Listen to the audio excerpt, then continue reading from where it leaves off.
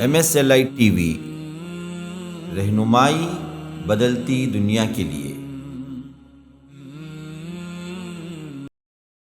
السلام علیکم ورحمۃ اللہ وبرکاتہ۔ بسم اللہ والصلاة والسلام علی رسول اللہ وعلی آلہ وصحبہ وعلا۔ مشاہدین اکرام، آپ کے سوالات اور ہمارے جوابات کا یہ سلسلہ مرکز السلام لنشر اسلام کے ذریعے سے جاری ہے، اور ہر ہفتہ 3 بجے دوپہر کے اور اسی طرح ہر اتوار 3 بجے دوپہر کے یہ 2 نشستیں آپ کے سامنے پیش کی جا رہی ہیں، نشر کی جا رہی ہیں الحمدللہ اللہ کی توفیق سے۔ تو یہ آج جو ہے ہماری 7ویں مجلس ہے، جس میں ہم جو ہے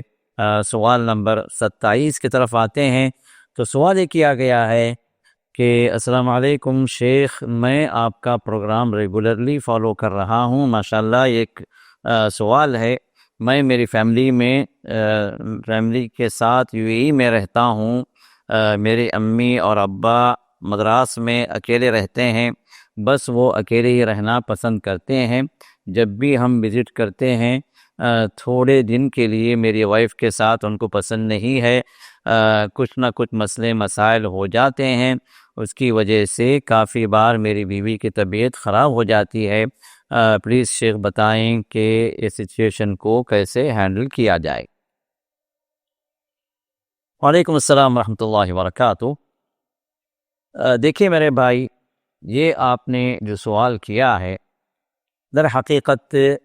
اس کا تعلق حقوق سے ہے۔ یہاں پر ایک طرف آپ کے والدین ہیں جو اکیلے مدراس میں ہیں۔ آپ کے سوال سے بات ظاہر ہو رہی ہے کہ وہاں پر ان کے ساتھ کوئی اولاد نہیں ہے، اور دوسری طرف جو ہے آپ اپنی زوجہ کے بارے میں، اپنی بیوی کے بارے میں بتا رہے ہیں کہ ان کے ساتھ رہتے ہیں تو مسئلے مسائل ہو جاتے ہیں اور ان کی طبیعت بھی خراب ہو جاتی ہے، تو ایسی صورت میں ہم کیا کریں؟ تو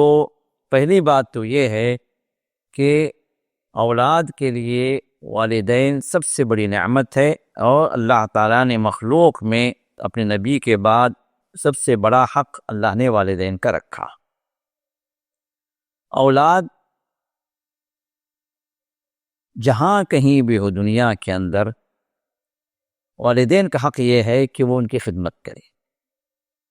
دوسروں پر نہ چھوڑیں، کام والوں پر نہ چھوڑیں۔ یا یہ بعض لوگ کیا سمجھتے ہیں، بھئی ہم ان کے لیے خدمت گزار رکھ دیے ہیں، اب وہ جو ہے ان سے خدمت لے رہے ہیں، ہم ان خادموں کو پیسہ پے کر رہے ہیں، وہ کافی ہے۔ نہیں، آپ 1000 خادم بھی رکھیں ان کی خدمت کے لیے، لیکن بحیثیت اولاد اگر آپ ان کے ساتھ 10 منٹ بھی گزارتے ہیں تو 1000 خادموں سے بہتر ہے۔ والدین یہ چاہتے ہیں کہ اولاد ان کے سامنے آئے، ان کے پاس بیٹھے، خاص طور پر جو بوڑھے جو بڑی عمر میں پہنچ جاتے ہیں اور والدین جو زندہ ہیں، یہ بہت بڑا کرم ہے اس اولاد پر جن کے والدین زندہ ہیں۔ تو اب ایسے عمر والے والدین یہ چاہتے ہیں کہ ان کی اولاد ان کے ساتھ رہے، یا ان کے ساتھ وقت گزارے، یا ان کی باتوں کو سنیں، یا جو ہے ان کے جو بھی حاجات ہیں وہ خود پوری کرے، خادموں کے ذریعے سے نہیں، وہ چاہتے ہیں کہ اولاد پوری کرے۔ تو اب آپ جو ہے یہ کہتے ہیں کہ بھائی میں لے آتا ہوں بیوی کے ساتھ، تو جو ہے وہ ناراض ہو جاتے ہیں، وہ مسئلے مسائل پیدا ہوتے ہیں۔ اس طرح آپ نے کہا کہ وہ اکیلے رہنا چاہتے ہیں، یہ آپ کی سوچ ہے، یہ آپ کی سوچ ہے۔ والدین جو ہے کبھی جو ہے نہیں چاہتے کہ اولاد دور ہو۔ آپ کے معاشی مسائل کی وجہ سے، آپ کی دنیا کو بڑھانے کے لیے، یا کیپٹس کی وسعت کے لیے آپ جو ہے سفر کر گئے ہیں، کہیں اور منتقل ہو گئے ہیں، لیکن کوئی والد یا والدہ ایسے نہیں ہوتے کہ وہ یہ چاہتے ہوں کہ دل سے جو ہے ان کی اولاد دور ہو جائے۔ والدین نہیں چاہتے کہ اولاد ساتھ میں رہے، اولاد ان کی خدمت کرے، اولاد کو دیکھ کر ان کی آنکھیں ٹھنڈی ہوتے رہیں، ان کا دل جو ہے سکون و اطمینان کے ساتھ رہے۔ یہ ہر والدین کی خواہش ہوتی ہے۔ تو آپ کا یہ کہنا بالکل جو اپنی جگہ غلط ہے کہ وہ اکیلے رہنا چاہتے ہیں، نہیں۔ ہاں، آپ کی زوجے کی وجہ سے وہاں پر مسئلے مسائل چونکہ پیدا ہوتے ہیں، پرابلم گھر میں کریٹ ہوتی ہیں، گھر کا سکون خراب ہوتا ہے، تو ابھی چاہتے ہیں کہ بھائی ٹھیک ہے ہم اپنے اکیلے ہم اپنی جگہ اچھے ہیں، آپ جاؤ اپنے فیملی کے ساتھ آپ رہو، ہم اپنی جگہ سکون کے ساتھ ہیں، یہ ان کا کہنا ہو سکتا ہے، کیونکہ ان پرابلم جو آپ کریٹ ہو رہے ہیں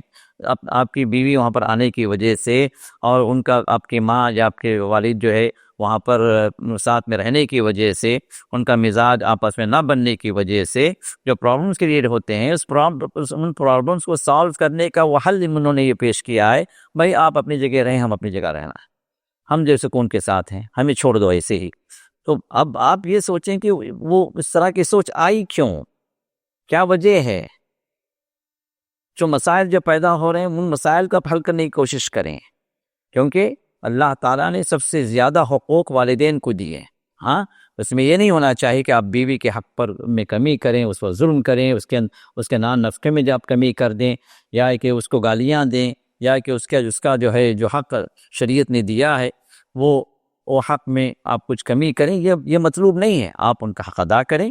لیکن ساتھ میں والدین کا حق بھی یہ ادا کرنے کی آپ کوشش کریں، کیونکہ والدین یہ دنیا کی وہ نعمت ہے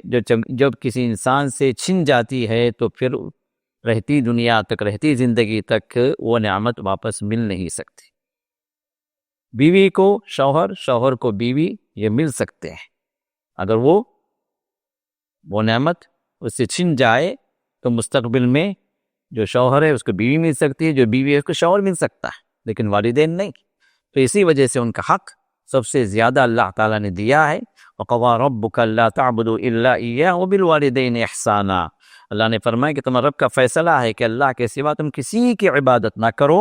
اور پھر دوسرا حکم اللہ نے جو دیا وَبِالْوَالِدَيْنِ إِحْسَانًا، والدین کے ساتھ احسان والا معاملہ کرو، ان کے ساتھ اچھا سلوک کرو، اور ان کو ناراض نہ کرو، یہاں تک اف تک نہ کہو۔ انہیں آیات کے اللہ نے فرمایا کہ وَلَا تَقُلْ لَهُمَا اف، ان کو جو ہے اف تک نہ کہو، مطلب انہیں کسی بھی کام کے سلسلے میں ناراضی کو اظہار نہ کرو۔ تو اب ایسا جو حقوق جو اللہ تعالیٰ نے ہماری شریعت میں جو بیان کیا ہے، وہاں ہر اولاد کو اس کے بارے میں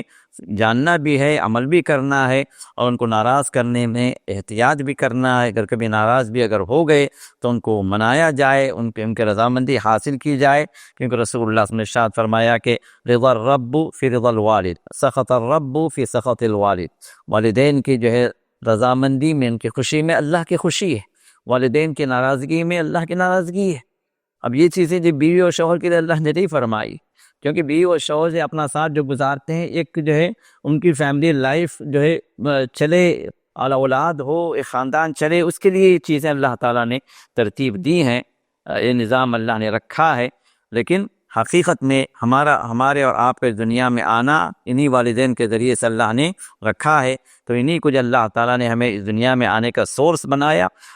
ذریعہ بنایا، تو اسی وجہ سے اللہ تعالیٰ نے اپنے حق کے ساتھ میں ان کے حق کو ملا کر ذکر کیا کہ اللہ کی توحید کو اختیار کرو، اس کی عبادت میں کوئی جو ہے کمی نہ کرو، اور ساتھ میں اپنے والدین کے حقوق کا خیال کرو، ان کے ساتھ احسان والا معاملہ کرو۔ تو لہٰذا میں اپنے بھائی سے ہی کہوں گا کہ اپنے والدین کو ناراض نہ کریں ان کی رضامندی کے لیے، یہاں تک کہ والدین یہ کہیں کہ آپ سب چھوڑ چھاڑ کے آ جاؤ، آپ ہمارے ساتھ رہو، ہم یہ چاہتے ہیں کہ ہمارے ساتھ آپ رہیں، ہمیں آپ کے پیسے کی کوئی ضرورت نہیں ہے، ہمیں آپ کے ساتھ کی ضرورت ہے، آپ کے وقت کی ضرورت ہے۔ اگر کچھ والدین ہوتے ہیں تو وہ کہتے ہیں اپنے اولاد سے آپ آ جائیں، ہمیں نہیں چاہیے، ہمیں کوئی پیسہ نہیں چاہیے، آپ آ کے صرف ہمارے پاس رہیں، تو ایسی صورت میں اولاد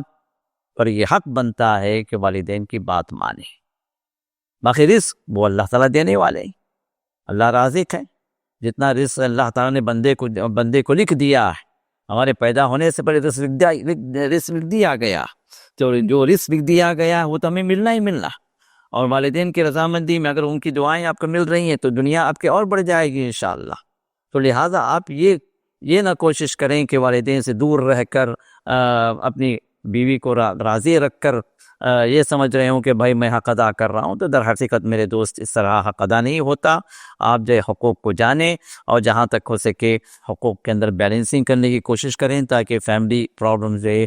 وہ کریٹ نہ ہوں، اگر کریٹ ہوئے ہیں تو وہ سالو ہو جائیں. تو لہٰذا حقوق کے اعتبار سے والدین کا حق سب سے زیادہ اونچا ہے، تو اس حق کو ادا کریں. اور جو ہے باقی جو ہے بیوی بچوں کے جو حقوق ہیں وہ بھی انسان پر عائد ہوتے ہیں، لیکن یہ حقوق جو ہے ایسے نہیں ہیں جس طرح والدین کے حقوق جس شدت سے بیان کیے گئے ہیں، اس طرح کی شدت ان حقوق کے اندر نہیں ہے. لیکن ہر اعتبار سے حقوق کی ادائیگی ہمیں کرنی ہے. جتنا کچھ ہو سکے ہم جو ہے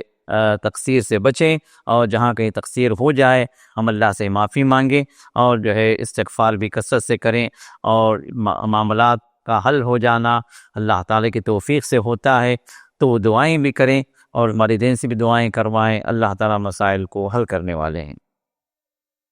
سوال نمبر 28، میں نے LIC کچھ سال سے بن رہا ہوں، میرے سے مسٹیک ہو گئی، LIC کرنا غلط ہے معلوم ہوا، اب کس طرح سے اس مسٹیک کو ہم صحیح کر سکتے ہیں؟ اگر میں نے کینسل کیا یا کینسل کروں گا تو بہت لاس ہو جائے گا جو میں نے پیمنٹ کیا. پلیز اسلام میں کس طرح اس مسئلے کا حل ہوگا؟ میرے بھائی، سب سے پہلے آپ خود ہی بتا رہے ہیں کہ میرے سے مسٹیک ہو گئی. LIC کروا کے جو لائف انشورنس ہے یہ چونکہ اسلامی نظام کے خلاف ہے. انشورنس جو ہے اس کا جو نظام دنیا میں چل رہا ہے وہ جائز نہیں ہے، کیونکہ اس میں کئی اعتبار سے غلطی ہوتی ہے. اس میں جو ہے جوے کی ایک شکل ہوتی ہے، اس میں سود بھی ہوتا ہے، اور اس کے اندر اور بھی بہت ساری خرابیاں ہیں جو علماء سے اگر آپ بیٹھ کر پوچھیں گے تو یہ خرابیاں آپ کے سامنے آئیں گی. الغرض یہ کہ LIC کا جو نظام ہے وہ انٹرسٹ بیس بھی ہے، اور جو ہے سود اور جو ہے گیمبلنگ کا کی ایک شکل بھی ہے. جو کسی کو ملتا ہے تو اس کو سب کا ملا کے مل جائے. جیسے لاٹری جو اٹھتی ہے تو جو ہے لاٹری اگر جو ہے 10,000 لوگوں نے خریدا ہے تو اس میں سے ایک آدمی کو جو ملتا ہے، تو جب 10 آدمیوں کا جو ہے وہ جو ٹکٹ کا جو اماؤنٹ ہے وہ ایک آدمی لے کے جاتا ہے. اور ہر آدمی جو ٹکٹ جو اس کے اندر جو خریدتا ہے لاٹری میں، وہ اسی امید پر خریدتا ہے کہ وہ انعام اس کو ملے گا، تو پرائز وہ پرائز کو ملے گا. جبکہ پرائز ملتا ہے کہ ایک دو کو یا دو چار کو، اور باقی سب جو ہے اپنے پیسوں کو وہ ہار دیتے ہیں. تو گیمبلنگ کا جو طریقہ ہے، لاٹری کا جو طریقہ ہے، تقریباً وہی طریقہ جو انشورنس کے اندر بھی ہے. جو جس کو مل گیا تو جس کو سب کا پیسہ مل گیا. اور ہر آدمی جو انشورنس کرواتا ہے اس میں امید پر کرواتا ہے کہ اگر مجھے کچھ ہو جائے تو مجھے ملے گا،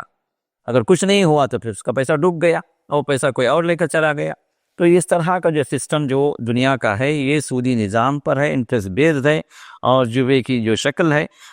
تو یہ جائز نہیں ہے کسی بھی صورت میں انشورنس کروانا، چاہے وہ خود آپ لائف انشورنس ہو، یا آپ کے جو ہے کہ پارٹ آف دا باڈی کا انشورنس ہو، یا ایک اپنی بیوی کا بچوں کا انشورنس ہو، اپنے کاروبار کا انشورنس ہو، اپنی گاڑی کا انشورنس. جو بھی انشورنس کی جو طریقے ہیں یہ سب اسلامی اعتبار سے جائز نہیں ہیں. تو لہٰذا اگر آپ اس میں داخل ہوئے ہیں تو سب سے پہلے اللہ تعالیٰ سے معافی مانگے، توبہ کریں اور اس سے نکلے. اب آپ کا یہ کہنا کہ جو ہے اگر میں نکلوں گا تو جو ہے مجھے بہت بڑا نقصان ہو جائے گا، تو یہ جو ہے یہ شیطانی سوچ ہے. آپ مسلمان ہیں، جب تک آپ کو معلوم نہیں ہوا کہ اس کا حکم کیا ہے، جب تک آپ کو یہ نالج نہیں ملی کہ حرام ہے، تو ہو سکتا ہے اللہ تعالیٰ اس وقت تک آپ کو معاف کر دیا. لیکن جب معلوم ہو گیا کہ حرام ہے، اس کے باوجود بھی آپ اس میں پھنسے ہوئے ہیں، تو جتنا وقت بھی آپ کا نکلے گا اس میں یہ حرام ہی میں آپ رہیں گے. اس کو یاد رکھیں. گناہ کی زندگی آپ کی چلتی رہے گی، اللہ کے نافرمانی کی زندگی آپ کی چلتی رہے گی. اور جس آدمی کی زندگی حرام میں ہو، جو اللہ کے نافرمانی میں اپنا وقت کاٹ رہا ہو، تو اللہ کی رحمتیں کیسے ہوں گی، اللہ اپنی برکتیں کیسے نازل کریں گے؟ تو لہٰذا آپ پہلی فرصت میں اس انشورنس کا جو بھی جو ہے اگریمنٹ ہے، یا جو بھی جو ہے آپ نے پالیسی لی ہے، اس کو آپ کینسل کریں، چاہے اس میں لاس کیوں نہ ہو جائے. کیونکہ دنیا کا لاس آخرت کے لاس سے کچھ جو ہے آخرت کا لاس اس سے کہیں زیادہ بلند ہے، کہیں زیادہ اہم ہے اور کہیں زیادہ جو ہے نقصان دہ ہے، تو آپ اس کو سوچیں، جہنم کی آگ کو سوچیں اور اللہ تعالیٰ کے غضب کو سوچیں۔ تو اس حرام سے اپنے آپ کو بچانے کی آپ کوشش کریں، اور اس بات کو یاد رکھیں جس طرح جو ہے بتایا گیا کہ من ترک للہ شیئا عوضہ اللہ خیرا من، جس نے اللہ کے لیے کسی چیز کو چھوڑ دیا، کسی حرام کو چھوڑ دیا، کسی گناہ کو چھوڑ دیا اللہ کی خاطر، اب اس چھوڑنے کی وجہ سے اس کو لاس ہو رہا، اس کو نقصان ہو رہا، تو اللہ تعالیٰ اس سے بہتر اس چیز کو عطا کرتے ہیں۔ وہی چیز بہتر شکل میں اللہ دنیا میں عطا کرتے ہیں، اور آخرت میں تو جو ہے اللہ تعالیٰ اس کو وہ اجر دیں گے جو انسان سوچ بھی نہیں سکتا۔ اور حدیث کے اندر مسلم احمد کی صحیح حدیث ہے جس میں رسول اللہ صلی اللہ علیہ وسلم ارشاد فرمایا انک لن تدع شیئا للہ الا بدلک اللہ بہ ما هو خیر لک منہ۔ آپ نے فرمایا کہ اگر تم اللہ کے خاطر کوئی چیز چھوڑ دیتے ہو تو اللہ تعالیٰ اس سے بہتر چیز میں اللہ تعالیٰ عطا فرماتے ہیں، اس کے بدل میں، اس کے عوض میں۔ تو یہ حدیث ہے، رسول اللہ صلی اللہ علیہ وسلم کا فرمان ہے، تو اس فرمان پر آپ یقین رکھیں، اور جو اس کے چھوڑنے کی وجہ سے آپ کو نقصان ہوگا، اللہ تعالیٰ قریب ہی انشاءاللہ آپ کو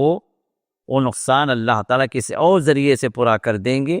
اور اس بات کا یقین رکھیں کہ یہاں پر جو آپ کے مال کی کمی ہو رہی ہے، اللہ کی خاطر آپ نے اس کمی کو برداشت کیا ہے، تو اللہ تعالیٰ اپنے ذمے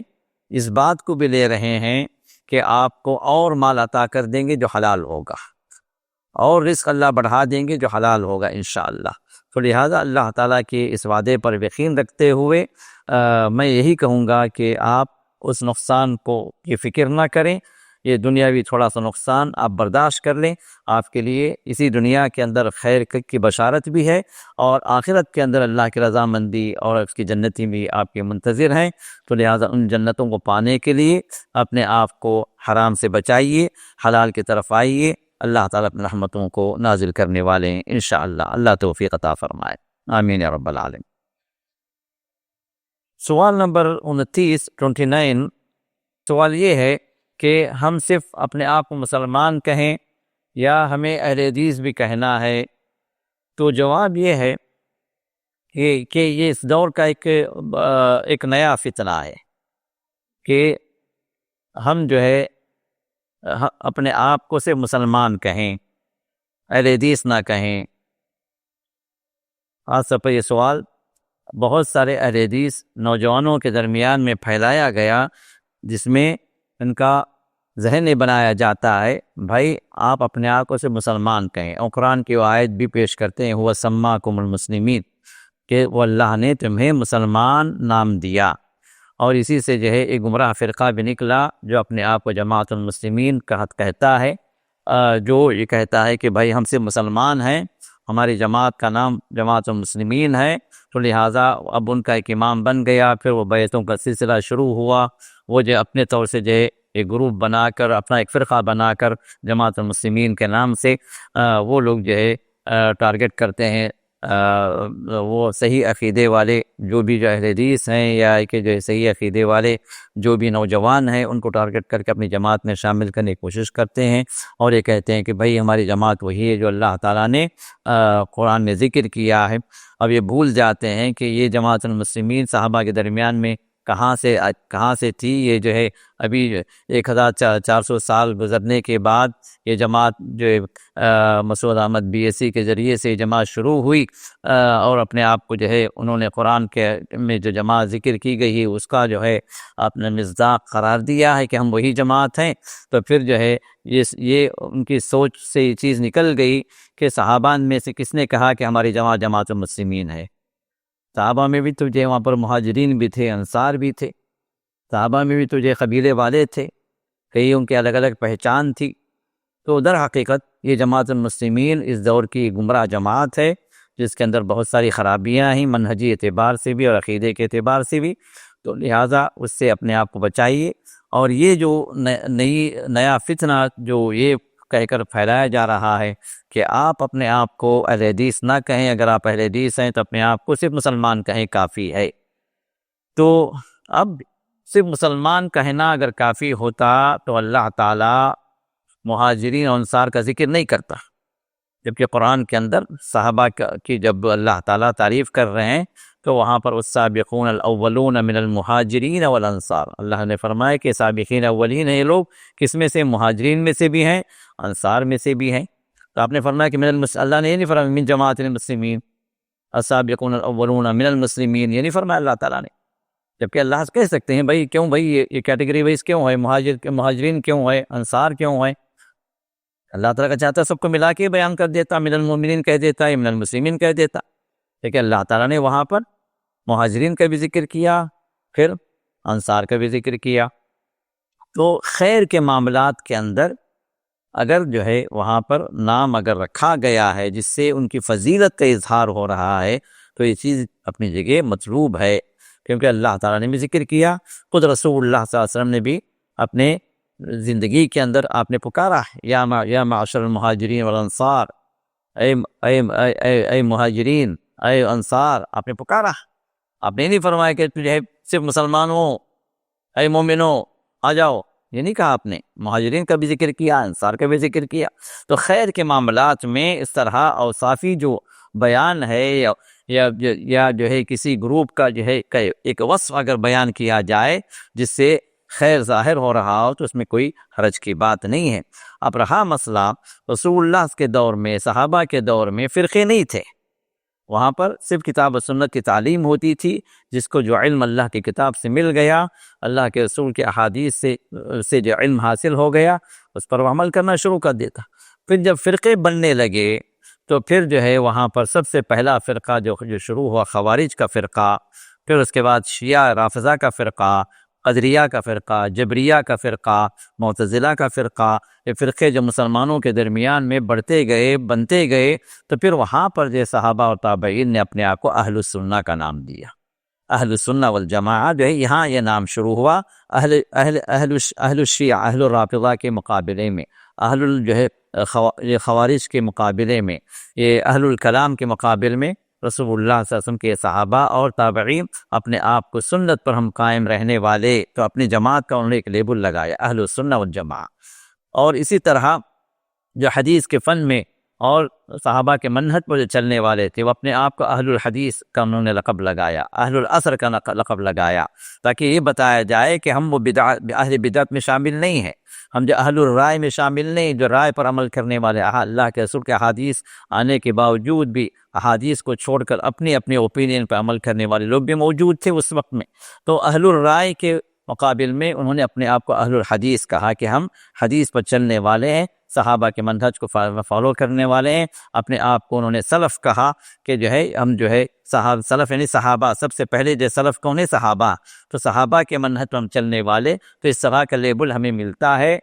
صحابہ کے درمیان میں بھی، اور جو ہے تابعین اور ان کے شاگرد طب تابعین اور ائمہ کے دور میں بھی یہ اس طرح کا لیبل ہمیں ملتا ہے، یہ بتانے کے لیے، اپنے آپ کو ڈسٹنگش کرنے کے لیے کہ ہم فرقے باطلہ سے نہیں ہیں، ہم جو ہے گمراہ فرقے سے نہیں ہیں، ہم جو ہے ان فرقوں سے نہیں ہیں جو بدعتی فرقے یا شرکیہ فرقے جو قائم ہو گئے ہیں، جو وجود میں آ گئے ہیں، ہم اس میں شامل نہیں ہیں۔ تو مسلمان ہونے کے باوجود بھی سب مسلمان ہیں۔ جب آپ سے کہا جائے آپ مسلمان ہیں، جب میں کہتا ہوں کہ میں مسلمان ہوں تو فوراً سوال یہ ہوتا ہے کہ بھائی آپ سنی ہیں یا شیعہ ہیں؟ اگر سنی ہیں تو آپ کس فرقے سے ہیں؟ دیوبندی ہیں، بریلوی ہیں، تبلیغی ہیں، جماعت اسلامی ہے، اہل الحدیث ہیں، کس میں سے ہیں آپ؟ کئی فرقے ہیں۔ تو رسول اللہ صلی اللہ علیہ وسلم نے ارشاد فرمایا کہ میری امت کے 73 فرقے ہوں گے، مطلب پرانے جو فرقے ہیں، یہود کے جو ہے 71، نصارہ کے 72، اور میری امت کے 73 فرقے ہو جائیں گے، اور سب کے سب جو ہے جہنم میں جائیں گے سوائے ایک فرقہ۔ اور آپ نے فرمایا کہ وہ کون سا فرقہ ہوگا؟ تو آپ نے فرمایا کہ مان علیہ واصحابی، جس پر میں اور میرے اصحاب جو قائم ہیں۔ تو میں اور میرے اصحاب جو قائم جو تھے، رسول اللہ صلی اللہ علیہ وسلم نے جو فرمایا، صحابہ نے جو عمل کیا، تو رسول اللہ صلی اللہ علیہ وسلم سے جو ثابت احادیث ہیں، ان احادیث پر جو عمل کرنے والے قرآن کے مطابق وہ جو صحابہ تھے، وہی جو ہے منہج سلف ہے، وہی منہج صحابہ ہے، اور اس کی طرف جو ہے دعوت دینے والے، اس پر چلنے والے، یہی جو ہے اہل الاثر جن کو کہا گیا، اہل الحدیث جن کو کہا گیا، اور جو سلف کے مطابق جو ہے اہل السلف جن کو کہا گیا، تو یہ وہی لوگ ہیں جو کتاب و سنت پر صحابہ کے منہج کے مطابق جو ہے قائم ہیں۔ تو لہٰذا آج کے زمانے میں چونکہ فرقے اور بڑھ گئے ہیں، تو لہٰذا صرف جو مسلمان اپنے آپ کو کہہ لینا کافی نہیں ہے، کہ مسلمان کے بعد پھر سوال یہ اٹھتا ہے کہ آپ کا تعلق کس فرقے سے ہے۔ تو پھر وہاں پر جواباً جو ہے ہمیں اور آپ کو عرض کرنا ہوتا ہے کہ ہم جو ہے سلف کے منہج کے مطابق ہیں، ہم جو ہے اہل الاثر ہیں، اہل الحدیث ہیں، یا کہ اہل القرآن والحدیث ہیں۔ تو اس طرح جو ہے کتاب و سنت کو شامل کر کے جو چلنے والا ہے وہ اپنے آپ کو اس میں ظاہر کرنا ہے، اور یہ ظاہر کرنا اپنے آپ کو حق پر ہم قائم ہیں یہ بتانا ہے، تاکہ بدعتی فرقوں سے اپنے آپ کو ہم بچا سکیں۔ تو لہٰذا جو بھی جو ہے سلف کے منہج پر ہے، وہ برملا ڈنکے کی چوٹ پہ وہ کہے کہ وہ اس منہج پر قائم ہے جو صحابہ کا منہج ہے۔ تو اس میں لوگ جو ہے صرف ایک جو کہہ دیتے ہیں، صرف آپ مسلمان کہہ دیں وہ کافی ہے، اور جو ہے زیادہ یہ نہ کہیں کہ میں فلاں جو ہے سلفی ہوں، یا کہ جو ہے میں حنبلی ہوں، مالکی ہوں، شافعی ہوں، یہ نہ کہیں، صرف مسلمان کہیں۔ تو پھر یہاں پر بات وہیں پر رک جاتی ہے کہ مسلمان ہیں تو دنیا کے اس دور کے اندر ہر باطل فرقہ بھی اپنے آپ مسلمان ہی کہتا ہے۔ غلام محمد قادیانی کا ماننے والا جو اسلام سے نکلا ہوا فرقہ قادیانی مذہب کو جو ہے جو اپنے اس غلام محمد قادیانی کو جو نبی مانتے ہیں، وہ لوگ بھی اپنے آپ مسلمان کہتے ہیں، شیعہ بھی اپنے آپ مسلمان کہتے ہیں، خوارج بھی اپنے آپ مسلمان کہتے ہیں، جتنے باطل فرقے ہیں اس دور کے سب اپنے آپ کو مسلمان کا لیبل چسپاں کیا ہوا۔ تو مسلمان اگر ہیں تو پھر کون ہیں آپ؟ کس جماعت سے تعلق ہے، کس فرقے سے تعلق ہے؟ تو اب یہاں پر بات لازمی آ جاتی ہے کہ آپ اگر صحیح منہج پر ہیں، سلف کے منہج پر ہیں اور صحابہ کے منہج پر ہیں، کتاب و سنت پر آپ قائم ہیں، تو پھر اپنے آپ کو آپ واضح کریں کہ آپ جو ہے اللہ تعالیٰ کے رسول کے مطابق جو تعلیمات ہیں ان تعلیمات پر چلنے والے، آپ جو ہے اہل الاثر میں سے ہیں یا اہل الحدیث میں سے ہیں یا سلف میں سے ہیں، سلف کے منہج پر چلنے والے ہیں۔ یہاں پر جو ہے بات وضاحت کی آ جاتی ہے تاکہ آپ حق پر ہیں یہ واضح ہو، اور باطل اور گمراہ فرقوں سے اپنے آپ کو اپنے دور رکھا ہوا ہے اس کی وضاحت ہو۔ اس کے لیے اس طرح کی وضاحت کرنا، اس صفاتی نام کا اختیار کرنا اس دور کے اندر ایک ضرورت ہے۔ تو اس کی طرف جو ہے ہمیں اور آپ کو سوچنا چاہیے، اور شرما کر یا کہ اپنے آپ کو غموض میں رکھنے کے لیے، چھپا کر رکھنے کے لیے، یا سب کا ساتھ پانے کے لیے ہمیں اس طرح کی باتیں نہیں کرنا ہے جو در حقیقت حق کی وضاحت جس سے نہیں ہوتی۔ سوال نمبر 30، شیخ میرا سوال یہ ہے کہ قرآن کے پیجز اگر پھٹ جائیں تو کیا کریں؟ دیکھیے قرآن کریم کے جو اوراق ہیں بسا اوقات پھٹ جاتے ہیں، بسا اوقات جو ہے بوسیدہ ہو جاتے ہیں، بسا اوقات جو ہے ایسے قدامت کی وجہ سے ایسے ہو جاتے ہیں کہ آپ اس کو پلٹ نہیں سکتے، پڑھ نہیں سکتے۔ اب اس طرح کے جو قرآن جو ہوتے ہیں جو بوسیدہ ہو جاتے ہیں، ان کو کیا کیا جائے؟ سلف صالحین کی طرف ہم نظر کرتے ہیں، صحابہ کی طرف نظر کرتے ہیں، تو ہمیں معلوم یہ ہوتا ہے کہ بخاری کے اندر یہ بات آتی ہے کہ حضرت عثمان رضی اللہ تعالی عنہ نے جب جو ہے قرآنی نسخوں کو تیار فرمایا تو آپ نے 7 نسخے آپ نے تیار فرمائے۔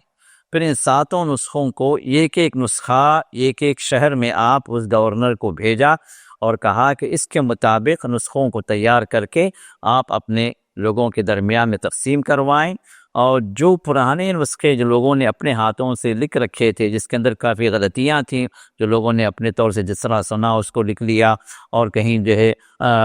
جس نے کچھ کہا اس کو جو قلم بند کر دیا، جو بعض چیزیں قرآن میں جو قرآنی الفاظ نہیں تھے اس کو بھی داخل کر لیا گیا تھا۔ تو اس طرح کی جو چیزیں تھیں، تو افیشیلی جو قرآن کا نسخہ تھا اس کو انہوں نے اپنے گورنروں کو بھیجا، اور جو اس کے بعد جو ان افیشیل جو لوگوں نے اپنے طور سے لکھ رکھے تھے تو ان تمام اوراق کو جمع کر کے انہوں نے جلا دیا۔